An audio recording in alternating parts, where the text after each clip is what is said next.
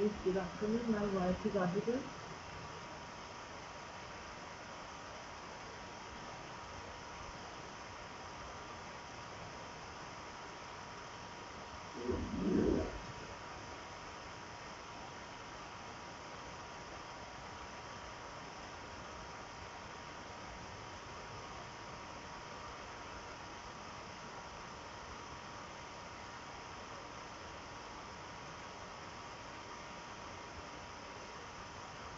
Yes, good afternoon. My voice is audible. Please let me know my voice is audible to you.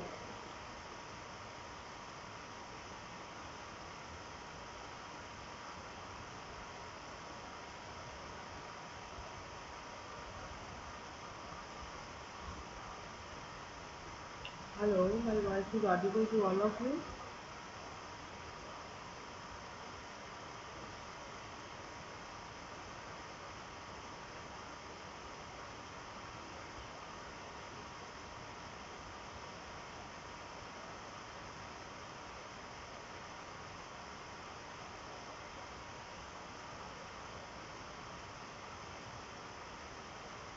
Okay.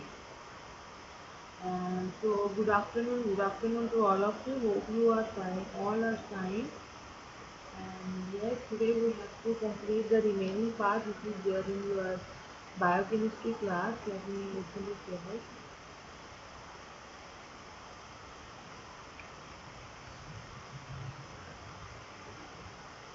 How is your weekend today?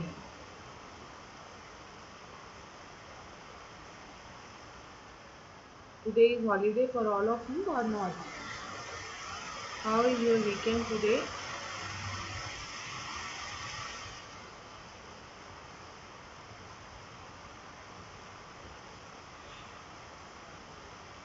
Okay, so let me. So we have done this nucleic acids, DNA, central dogma. We have done protein hormones. We have done enzymes, then lipids, then fatty acids, amino acids, proteins. After it, we have these topics which are remain, which is basically the carbohydrate metabolism, liver metabolism, brain metabolism, muscle metabolism, fatty acid metabolism, and cancer metabolism. Okay, so I will try to complete your session by tomorrow, that is by Sunday. So maybe on Sunday I will take a little bit extra class, okay?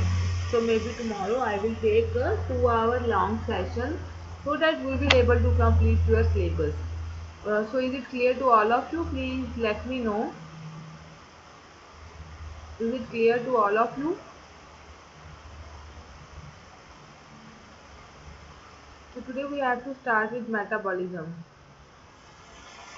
So we have to cover the metabolism part only.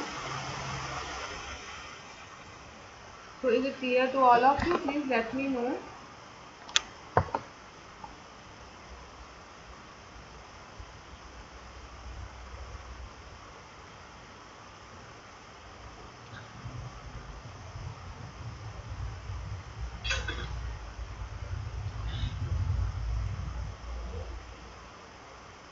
Okay. Okay. Good afternoon, and yes, we have to complete our session. I will try to complete it on this weekend, so that after it you will be focused on your review paper. Okay, getting my point. So after it you have to focus on the review paper only.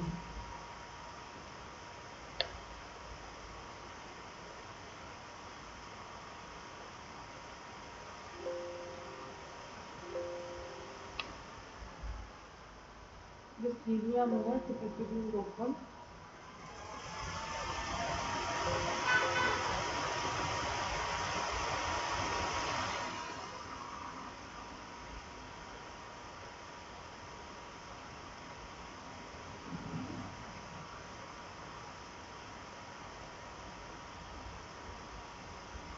Okay.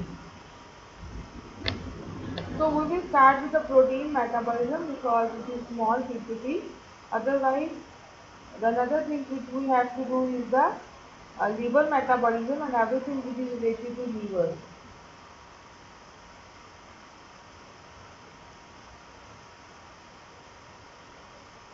I think we should have to start this.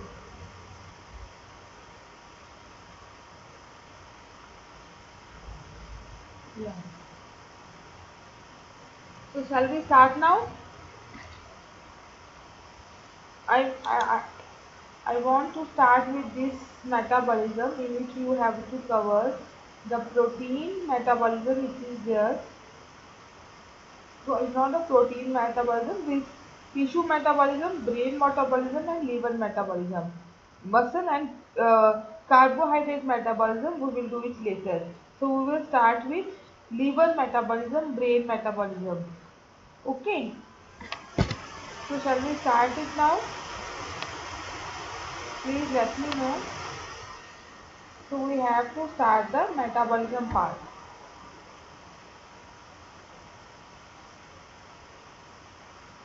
Are you getting me? My voice is audible? Hello?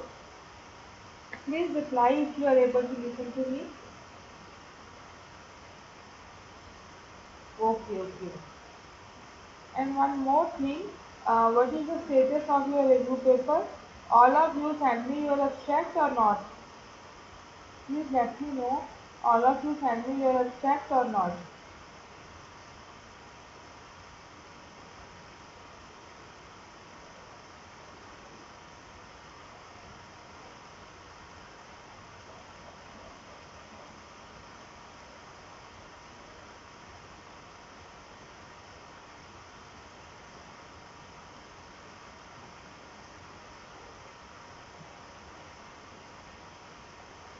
Okay, okay.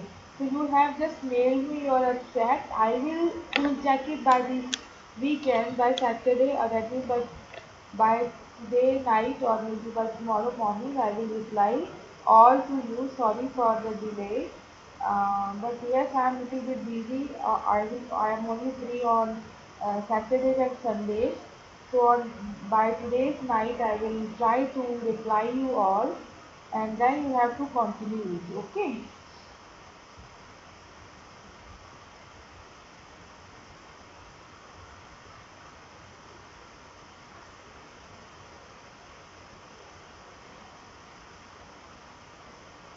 Okay, okay.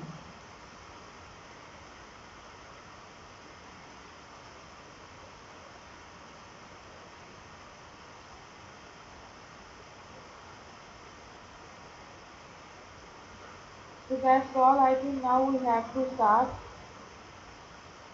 our today's lecture on metabolism part, which is there.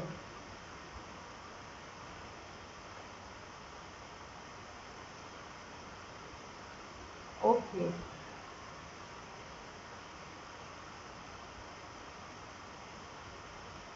Now I am just going to start the lecture of today.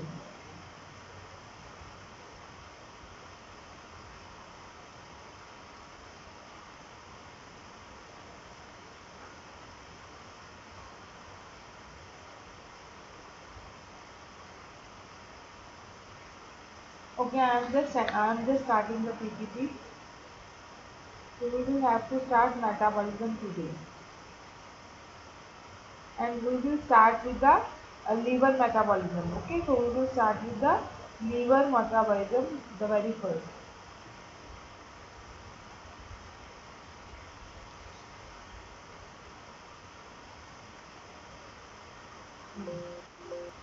So yes, we have to start our today's session. So we have liver metabolism. So basically, what is liver? So it is, all of you know it, that it is the vital organ. It is the important organ in our body. It is dark reddish brown vital organ, both metabolic and excretory. It is helpful in both metabolic activities as well as it has some excretory functions also. It is the largest internal organ and the largest gland. So it is described as having a double blood supply. It lies on the right side of the abdominal cavity beneath the diaphragm. In males, it weighs from 1.4 to 1.6 kilograms, and in females the weight is 1.2 to 1.4. So the liver is extremely resilient. So you have to keep in that point, the thing in mind, that the liver is important because of its metabolic activities. So liver structure at the microscopic level, the liver is divided by the fossa on its surface into two major lobes and two smaller lobes. It is connected to the diaphragm and abdominal walls by five ligaments. Okay, so this is about the liver only. At the microscopic level, the liver consists of hexagonal shaped functional units known as hepatic lobules. These consist mostly of hepatocytes arranged in a thin layer that radiates from the central canal to the periphery of the lobule. Between the radiating rows of the hepatocytes are small blood vessels which are known as sinusoids. These sinusoids receive oxygen-rich blood from the hepatic artery and nutrients from the intestine via the portal vein.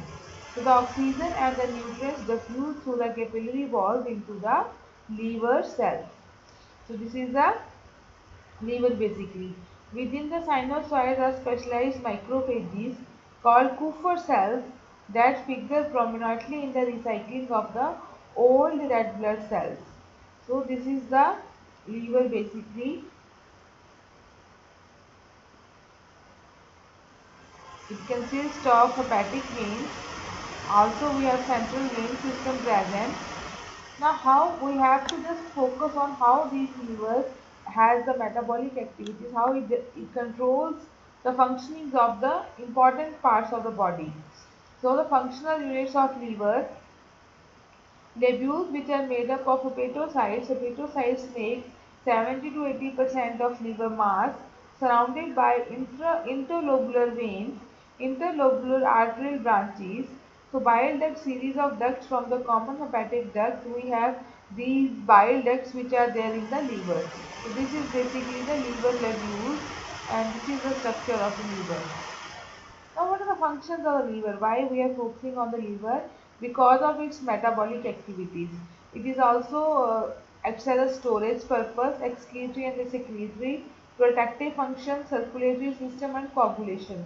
So we have to start the metabolic functions of this. So this liver is quite helpful in the carbohydrate metabolism. We have to discuss carbohydrate metabolism in detail, but for that time we have to remember that liver is helpful in the carbohydrate metabolism also.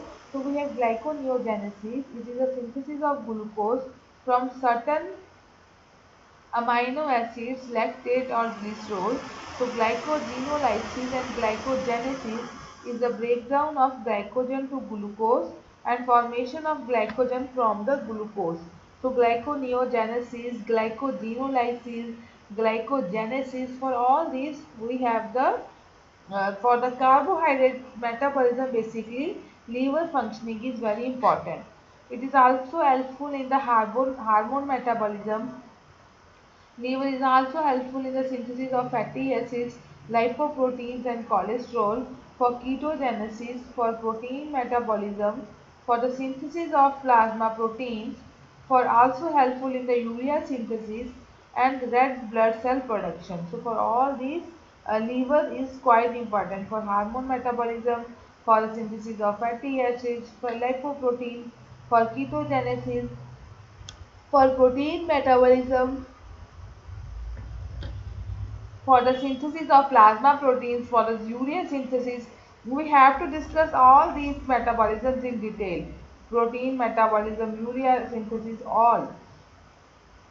So they have some storage function also, like in the glycogen is stored in the liver, vitamins are stored in the liver, iron and copper is also there. They have also excretory functions also in the body. Protective function is how purification, transformation and clearance. So the liver removes harmful substances such as ammonia and toxins from the blood and then breaks them down or transfer them into a less harmful compounds. So it is the liver only who breaks or who removes the harmful substances from the blood and changes these harmful substances into less harmful compounds. In addition, the liver metabolizes most hormones and ingests drugs to either more or less active compounds. So we have Kupffer cells also, which ingest bacteria or other foreign material from the blood. So these are the functions of the liver basically, but our main focus will be on the metabolism part.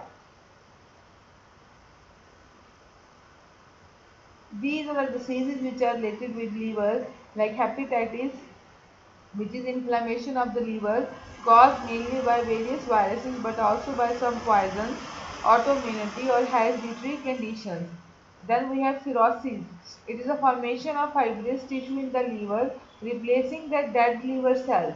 The death of the liver cells can, for example, be caused by viral hepatitis.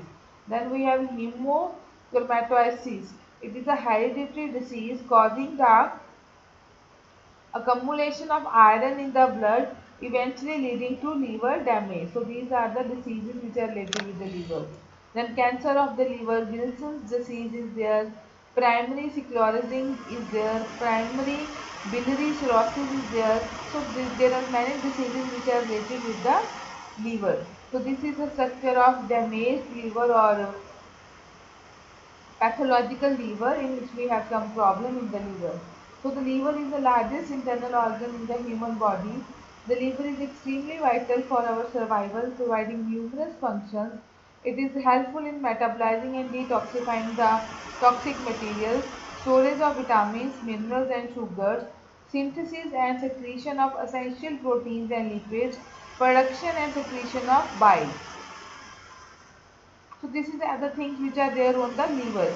So all these metabolism which we have to study further, like carbohydrate metabolism, lipid metabolism, fatty acid metabolism, protein metabolism, urea synthesis. For all these things, liver is important. So liver is controlling all these metabolism. So it means all the metabolism they comes under the liver metabolism.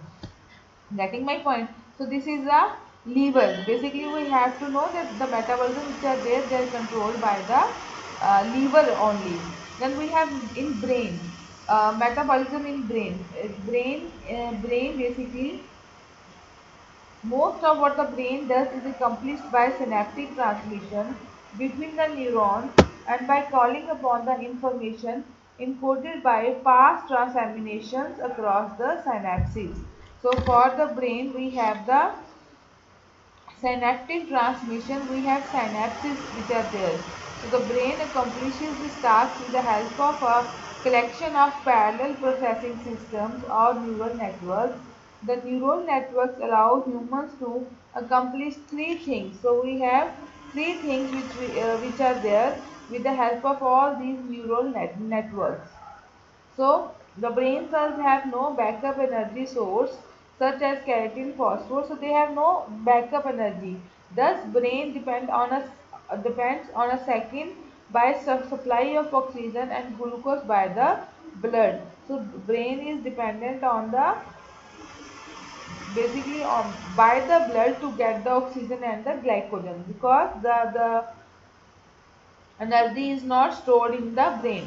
So the human made system usually uses a central energy source connected with the energy consumers by conductors.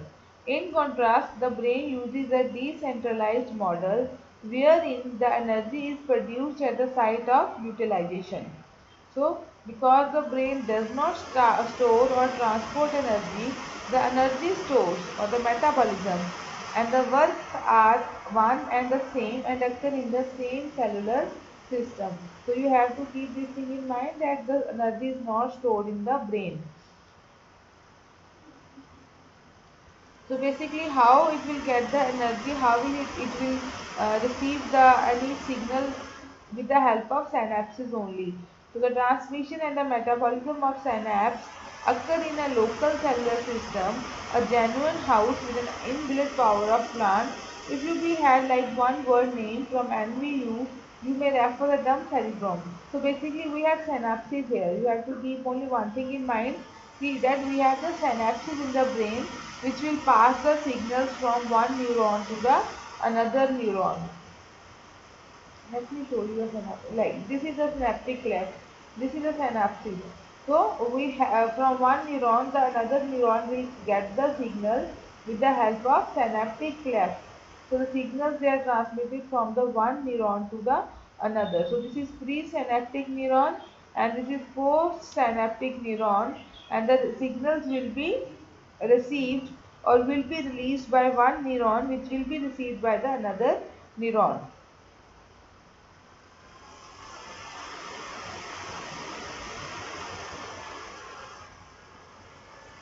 This is how the neural activity, how it influences the external fluid to pass into the cell from the blood. I just want to keep it very simple, that is why I am not reading the whole slides. I will just cover the important points only. Just give me 1 minute.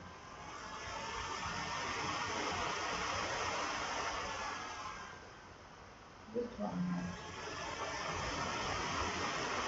These are not for you basically.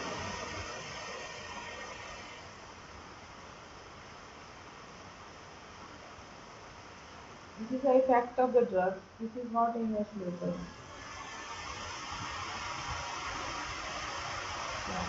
So the brain is one of the most metabolically active organ in the body. At rest, it uses approximately 20 to 23% of the body total energy requirements, despite accounting for only 2% of the body mass.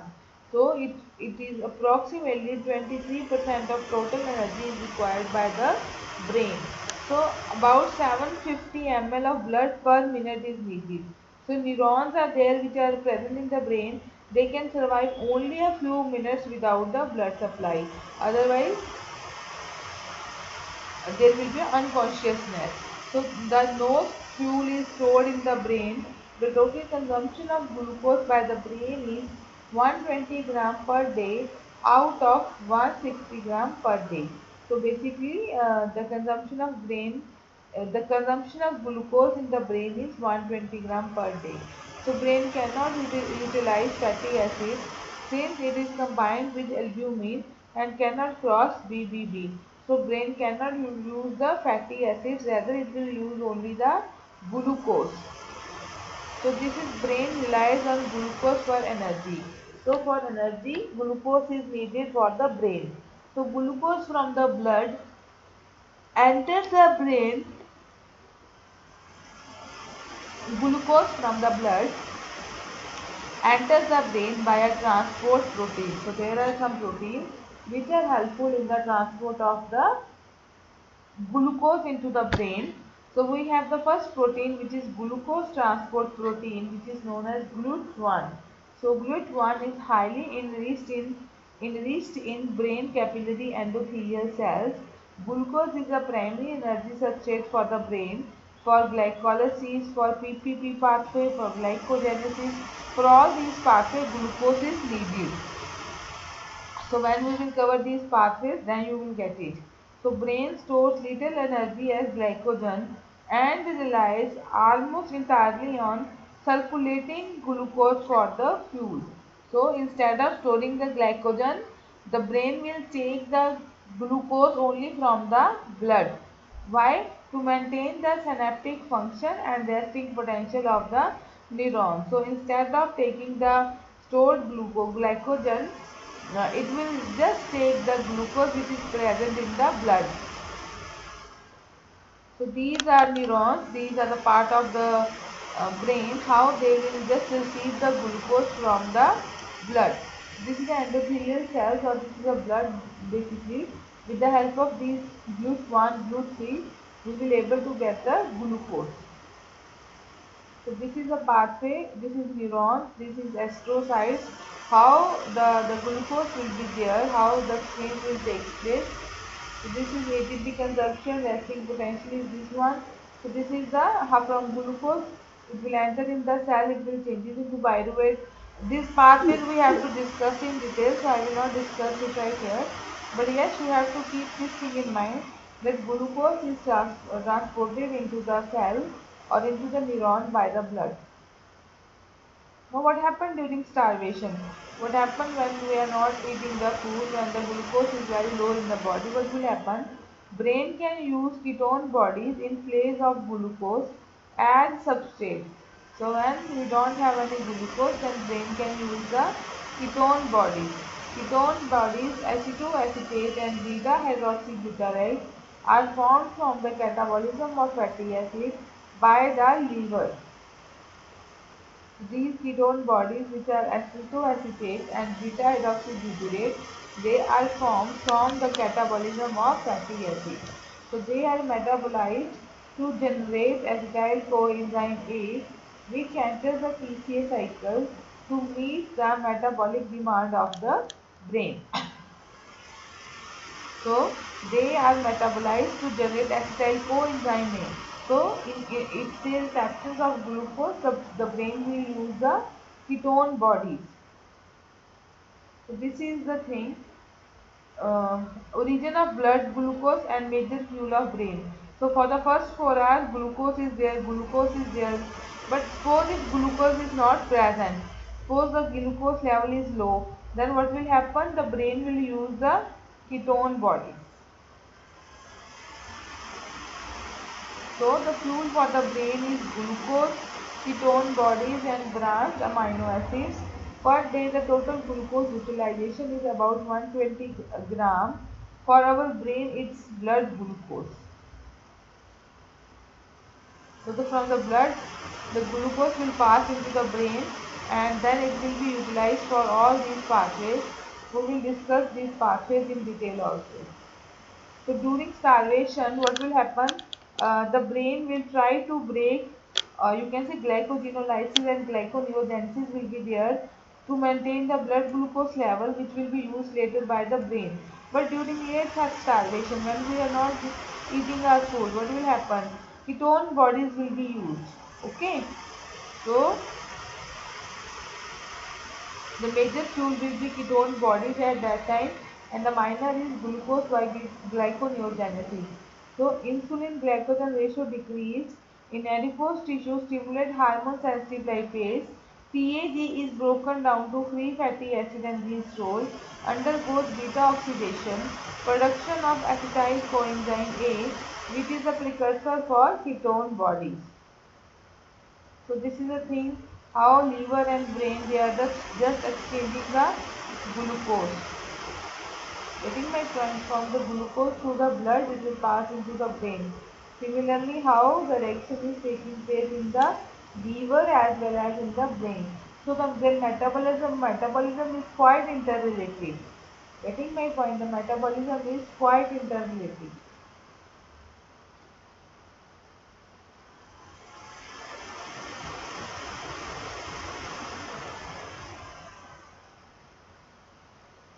These are some symptoms when the supply is not proper. So the shuttle process is vital for proper synaptic glutamate release because neurons do not express enzymes for de novo synthesis of glutamate. So neuronal glutamate is entirely derived from the asterocyte glutamine or alpha ketoglutarate. So asterocytes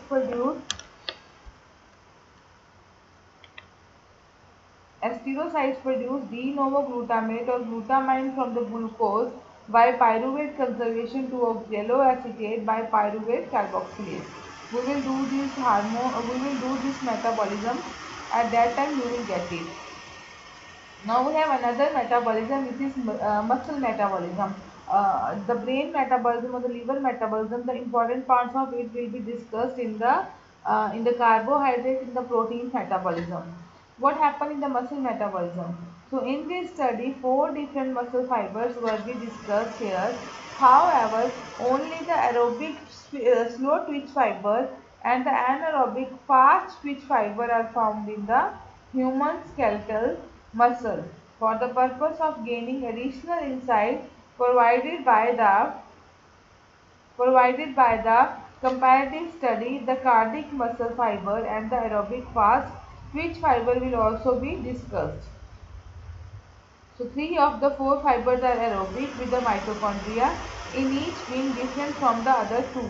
The aerobic fast twitch fiber is really no longer for a muscle but a bag full of mitochondria with a few contractile fibers. So these smaller mitochondria can also oxidize the components of glucose, not fatty acids or ketones, as the larger mitochondria can. So this is the mitochondria. The mitochondria in the cardiac muscle fiber is 3 times the size of the aerobic slow twitch fiber and has the added capability of oxidizing lactic acid back into pyruvic acid and pyruvic acid back into the glucose. So these are the muscle fibers which are present in the muscles. We have skeletal muscles, smooth muscles as well as cardiac muscles. Now what are skeletal muscles? They are multinucleated because of cell fusion during embryogenesis, transverse tubules, invaginations of the sarcolemma, the that tunnel from the surface toward the center of the muscle fiber. The contractile proteins actin and myosin contained within the filament, myosin within the thick filament and actin within the thin filament. Then we have smooth muscle cells also. So contains a single nucleus displaced. So this is about the smooth muscle cells. So smooth muscle cells contains a single nucleus display no striations under the microscope. They control unwarrantably. After it we have the cardiac muscle cells. Now what is cardiac muscles? They are stated contain fibers but regulated involuntarily. They have the quadrangular in shape. If you are able to see here, the shape is of this type. Network with multiple other cells through tight membrane junctions and gap junctions. Allow the cells to act as a common unit and to contract and relax synchronously. So depend on an aerobic metabolism for energy needs because contain many mitochondria and very little glycogen. So these are the muscle fibers which we have. I will share the PPT. You have to read the differences only. This is a neuronal signal to the muscle, that how the synapses they will able to pass the signal from the neurons to the muscle cells with the help of a synaptic cleft only. Now these are the events leading to sarcoplasmic reticulum calcium release in the skeletal muscle. So acetylcholine binds to the receptors on the sarcolemma, leading to a change in the conformation of the receptors, act as an iron pore, allows sodium to enter the cell and potassium to leave. So this is basically how these events leading to sarcoplasmic reticulum, how the calcium will get released, how the calcium will get released. So the membrane gets polarized. A receptor in the T cells activated by the membrane polarized, such as that activated by DHPR, binds and activates the rhinodine receptor in the sarcoplasmic reticulum. Then this activation of this rhinodine receptor, it leads to calcium release from the reticulum into the sarcoplasma. So this is how the calcium will be released out. Now this is an overview of the muscle contraction. I hope all of you have done this before also. We have a sarcomere which consists of troponin rapamycin complex blocking the myosin binding sites on the actin. Exposure of the active site, conformational change in the troponin molecule pulls the troponin away from the binding site. Cross bridge attachment, myosin head pivoting toward the center of the sarcomere, detachment of the cross bridge, reactivation of the myosin head. Now this is the glycolysis and fatty acid metabolism. In the muscle cells we have phosphofructokinase. It is negatively regulated by the phosphorylation in the liver. So in the skeletal muscle, phosphofructokinase 2 not regulated by phosphorylation because the skeletal muscle isoenzyme lacks the regulatory serine residue which is phosphorylated in the liver. So this phosphofructokinase will be phosphorylated, will be regulated only in the liver. So these are some conditions which are found in the muscles.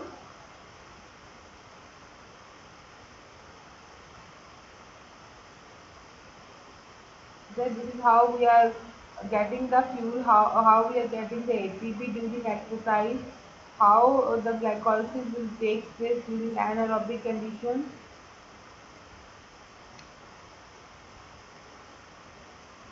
The stimulation of glycogenolysis in the muscle by epinephrine. How epinephrine is able to stimulate the process of from the glycogen we will get the glucose. How we will from the glycogen we will get the glucose by the help of epinephrine. Now this is the comparison of energy source during short duration exercise and during prolonged exercise. So, this is the whole thing which are there in the muscles only.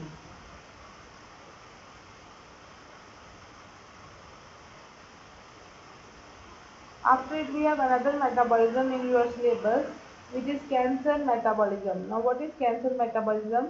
Cancer metabolism is different than the normal tissue. First time it was noted in 1920 by the biochemist Otto Warburg that when cancer cells are provided with glucose, they generate large amount of lactate regardless of whether oxygen is present or not.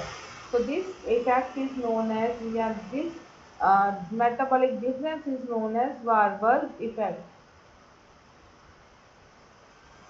The normal cells utilize aerobic respiration to completely catabolize glucose and generate cellular energy.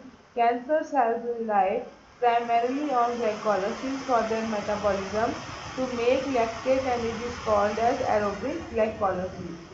The glucose delivery inside the cell is mediated by GLUT4 transporters in normal cells and by GLUT1 in the tumor cell. So once inside the cell, glucose is metabolized to generate pyruvate in the cytosol or in the cytoplasm. So this is how from the glucose we will get the lactate. So mitochondrial oxidative phosphorylation requires oxygen, that means aerobic respiration. Aerobic glycolysis also generates ATP but less than aerobic respiration. Cancer cells metabolize glucose for purpose other than generating the ATPs. So they must balance the metabolism of nutrients to generate ATP with other metabolic needs to allow net biosynthesis and cell proliferation. To produce a daughter cells, a proliferating cell must replicate the genome, duplicate the ribosomes and proteins, syn machinery, generate new organelles, synthesize de novo enough lipids to duplicate the cellular membrane. So this is the state, this is during the resting cell and this is the proliferating cell. So this is, if you are able to see that the reaction will get changed. So lactase produced from aerobic the glycolysis causes acidification of the tumor cell, which has been shown to promote invasion and metastasis. So lactate can also act as a nutrient for some cells in the tumor. So these are the nutrients other than glucose which can be utilized. So glucose is not the only substrate which is used by the cancer cells. So glucose is not the single substrate used by the cancer cells. Amino acid glutamine, source of carbon, can be metabolized by two transamination reactions to the TCA cycle, intermediate alpha ketoglutarate. So acetate can be converted to acetyl coenzyme A and serve as a precursor for lipid synthesis. So nutrients such as amino acids and iron are also important for some tumors. Then genetic events important for cancer influence metabolism. We have some proteins, like we have VHL protein. Its target is hypoxia-inducible transcription factor 1 alpha. In the presence of oxygen, HI is hydrolyzed and then degraded by this VHL protein. So all these are the activities which takes place in the cancer cells. Then this is a mutation in the metabolic enzyme can lead to cancer also. Imaging the cancer metabolism in patients. That is the only thing in the case of cancer metabolism. After it, we have one more metabolism which we have to study, which is the a protein metabolism. So protein metabolism is quite important, and I will try to uh, understand. I will try to, so that all of you will able to understand it very.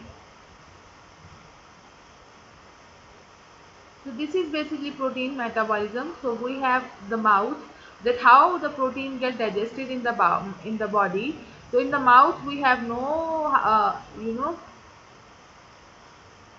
no enzyme for the digestion of this protein, so it will move further to stomach. In the stomach we have the HCl which denatures the protein, and we have pepsin which hydrolyze the peptide bond. So from the protein we will get larger polypeptides. Then further there will be hydrolyzation of these peptide bonds with the help of trypsin, chymotrypsin, carboxypeptidase and aminopeptidase. So this occurs in the small intestine. The large polypeptide chains will be breakdown, and it will changes into amino acids. Okay, so these amino acids are then further further pass into the bloodstream for further action. Hello, Hanji sir, good afternoon.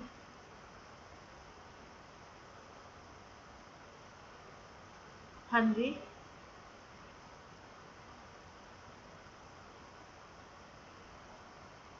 Oh sir ये Ruchika ma'am ने किया था, मैं उनको कहूँ आपको एक बार call करें?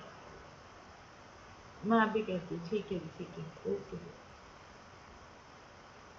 So this is the, in the intestinal lining we have the amino acids in the bloodstream. So we have to start with the protein digestion. So protein digestion is generally basically it starts in the stomach, because in the mouth we have no enzyme for the protein part. So protein breakdown begins in the stomach. No protein hydrolyzing enzyme are found in the saliva. Then we have hydrolysis, which is 10% of peptide bonds, and denaturation by pepsin enzyme, and HCl, acid produce short chain polypeptides in the stomach. The enzymes which are useful are trypsin, chymotrypsin and carboxypeptidase from the pancreatic juices. And similarly we have aminopeptidase from the cells in the small intestine. These are the brush zone create free amino acids. So these enzymes are quite important. We have trypsin, chymotrypsin, we have pepsin, we have carboxypeptidase. So free amino acids, they will be absorbed through intestinal wall by active protein, enter the bloodstream and are brought to cells. So the total supply of free amino acids available is called amino acid pool. The total supply of free amino acids. So the three sources of free amino acids are dietary protein breakdown, by it we will able to get the free amino acids, biosynthesis of amino acids in the liver, and protein turnover. Now what is protein turnover? It is a breakdown and resynthesis of the body proteins. Now what is protein turnover? Basically it is a breakdown and resynthesis of the body protein. This protein turnover either will be occurred by old tissues, by damage, by recycling enzymes and hormones. So this is a summary of protein digestion in the human body, possible fate for amino acid degradation products. So we already discussed it, what happened in the mouth, in the stomach, in the small intestine and in the intestinal lining. Now we have important metabolism which are there. The number one is transamination and number two is oxidative deamination. Now what is transamination? Two steps in degrading the amino acids. First is remove alpha amino group, break down and process carbon skeleton. Then the release of an amino group is also two steps. One is transamination and another is oxidative deamination. So basically in transamination and in oxidative deamination there is the release of an amino group.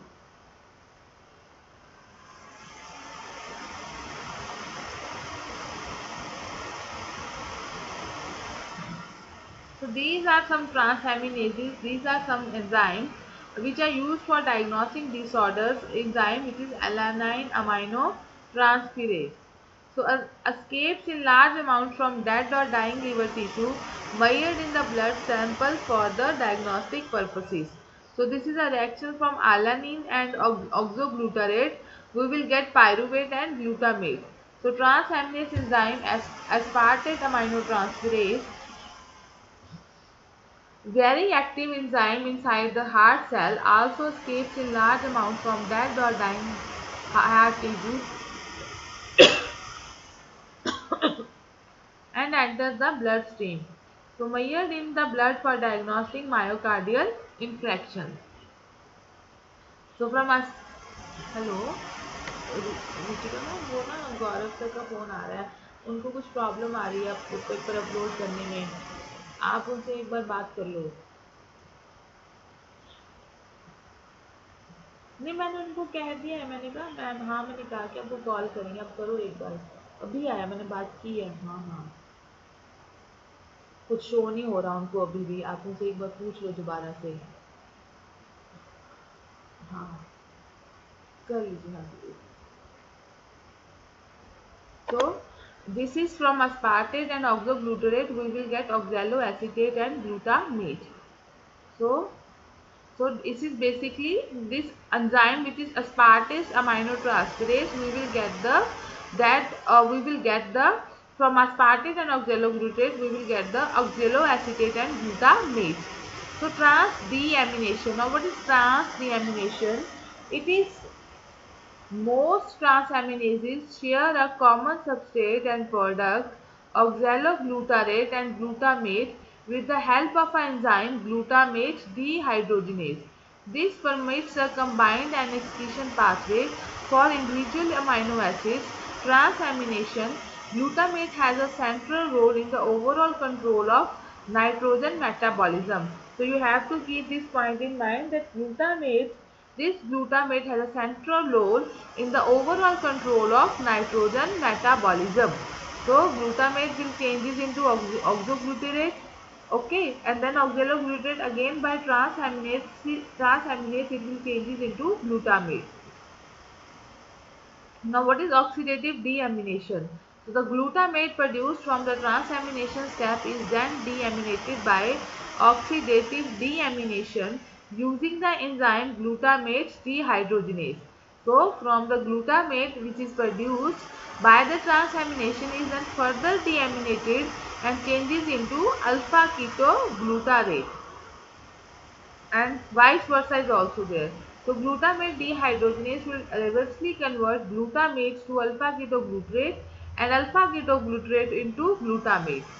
So this is the deamination reaction, and reverse is also there. Now another cycle which is there in the protein metabolism is the urea cycle. So ammonium salts are toxic compounds. Oxidative deamination converts glutamate to alpha ketoglutarate is easily shifted equilibrium reaction. Ammonium ions building up favor the synthesis of excessive amount of glutamate, decreasing the Krebs cycle intermediates. So this in turn decreases the ATP production and that affects the nervous system. So this is the urea cycle basically. The input to the urea cycle is ammonia, CO2, aspartic acid and ATP, and the outputs are urea, ADP and fumaric acid. So by urea cycle we will get the urea. So the carbonyl group of urea is derived from CO2. Ammonia contributes one of the amine groups on the urea. The four-step urea cycle in which carbamyl phosphate is converted to urea. So this is the step from where we will able to convert the carbamyl phosphate into the urea. So let me show you the cycle of urea cycle, and this is your homework also. You have to draw this urea cycle. So this is the thing from ornithine. We will get ornithine from the cytoplasm. It will come inside the mitochondria. In the mitochondria, this ornithine will get changes into citrulline. Okay, in the mitochondria, in the presence of enzyme carbamyl phosphate. So this ornithine will changes into citrulline.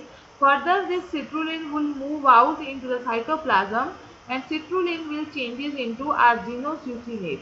So this citrulline changes into arginoceucinate, which further get changes into arginine. This arginine by hydrolysis then changes into ornithine. So this is the whole steps which are there in the urea cycle. We have transfer from ornithine, we will get citrulline. From citrulline we will get arginoceucinate by condensation. Arginoceucinate then again changes into arginine by cleavage, and then this arginine is converted into ornithine, and when this arginine is changes into ornithine, at that time we will get the urea. When arginine is get changes into ornithine, at that time we will get the urea. So this is the 4-step urea cycle in which carbamyl is converted into urea. So the nitrogen content of the various compounds that participate in the urea cycle are, you have to remember these all compounds. Ornithine will change into citrulline. In the presence of enzyme carbamyl phosphate, citrulline will change into arginoceucinate. Arginoceucinate will change into arginine. Arginine will again change into ornithine, and then at that time we will get the urea. So you have to draw this life cycle, this urea cycle. So fumarate, if you are able to see, we are just getting here fumarate. Here we are getting the fumarate. So this fumarate from the urea cycle, this enters into the Krebs cycle. Aspartate is produced from the oxaloacetate also enters the Krebs cycle. So fumarate and aspartate, they will enter into the Krebs cycle. Krebs cycle is there. Aspartate and fumarate will come from this urea cycle.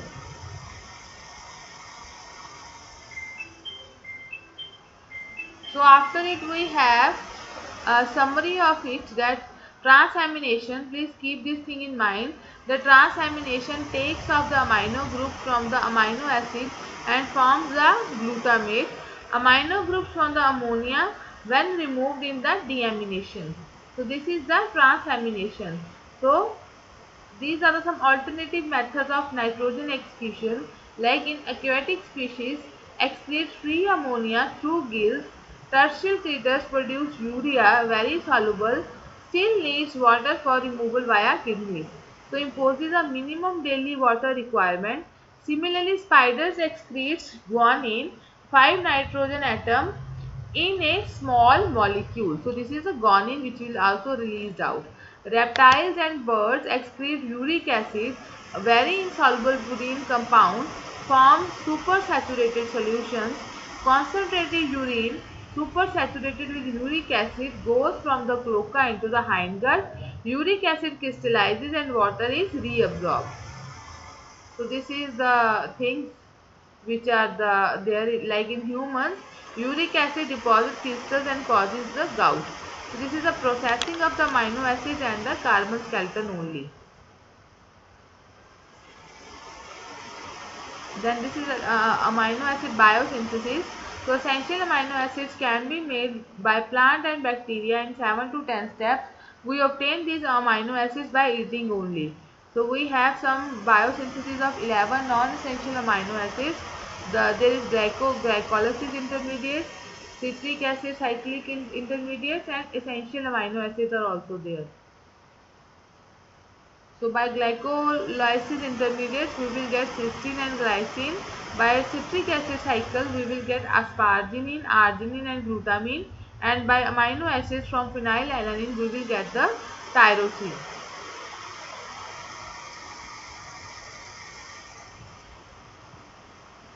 Then this is phenylketonuria.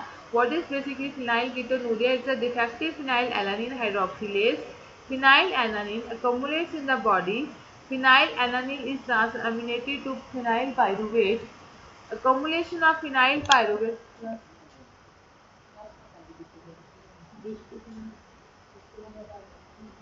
So, accumulation of phenyl pyruvate leads to severe mental retardation in infants. Persons suffering from phenylketonuria should not consume food containing high level of phenylalanine such as aspartame. So this is a disease, this is a defect because of phenylalanine hydroxylase. So phenylalanine, it just gets accumulated in the body. Then we have hemoglobin catabolism. Red blood cells contain oxygen carrying pigments of a conjugated protein. Conjugated protein part is basically globulin, and the non-protein prosthetic group is basically heme. So heme contains 4 pyrrole groups held together by an iron atom. Old RBC is degraded in the spleen. Globulin is hydrolyzed into amino acids. Iron atom stored in the protein. Tetrapyrrole degraded to the bile pigment. So this is all. Now this is jaundice. You all know about jaundice. This is a human body response to starvation. When the body is not consuming the glucose or not getting the glucose, what will happen in the body? So this is the all things which are there in the protein part. I hope it is clear to all of you. I will share the PPT. Actually, the main metabolism which we have to discuss is the carbohydrate and the lipid metabolism, which we will start today. So in the carbohydrate metabolism, we have to do many different types of cycles which are quite important. So my main focus will be on the carbohydrate metabolism. Getting my point? So we have to do rubric oxidation, glycolysis, glyconeogenesis, PP pathway, glycogenesis, glycogenolysis. So my focus will be on that particular pathways which are there. Okay. So I think that's all for today, and we will meet tomorrow. And tomorrow I will try to wrap up your syllabus also.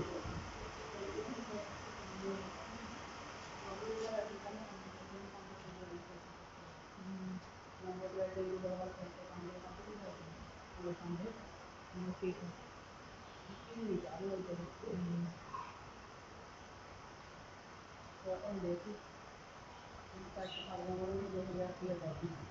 फिर मैंने बाकी लिया आगे खा के अभी हम खाली बाचो ले आए कल. ठीक है. हाँ हाँ. So we have just covered this metabolism part today. Only carbohydrate metabolism is there. Carbohydrate and fatty acid metabolism. I will try to complete it tomorrow. So is it?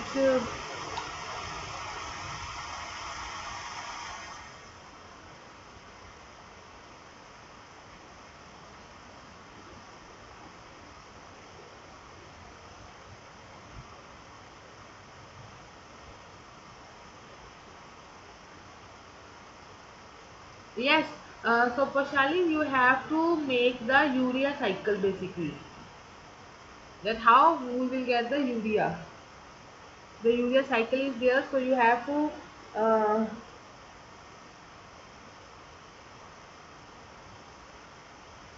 urea cycle, as well as you have to let me know the difference which is there: transamination, decarboxylation and deamination.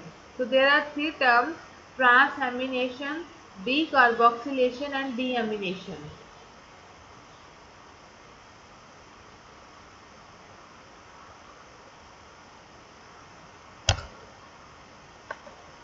So is the homework is clear to all of you?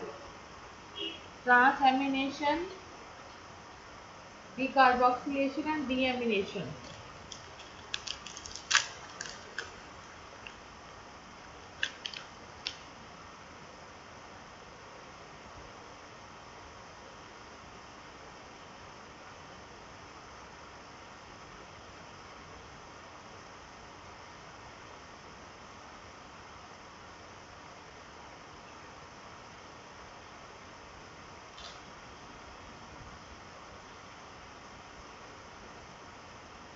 And please share this assignment or this homework in the group also. Please, yes. So Afreen, please share this homework in the group also.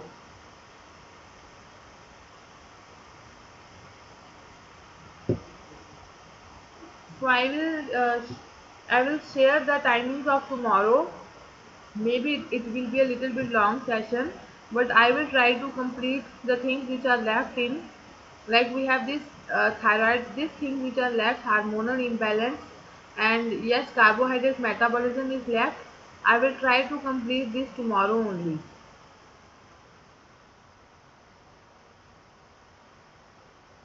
And even metabolism of fat is left. So from tomorrow we will just complete your syllabus, and after it you have to focus on your review paper only. After it you have to focus on the review paper only.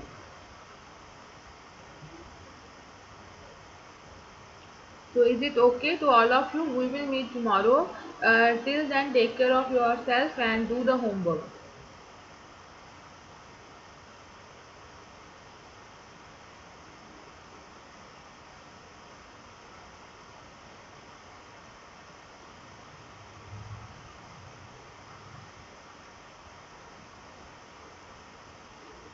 So that's all from my side. Good evening to all, and just take care of yourself.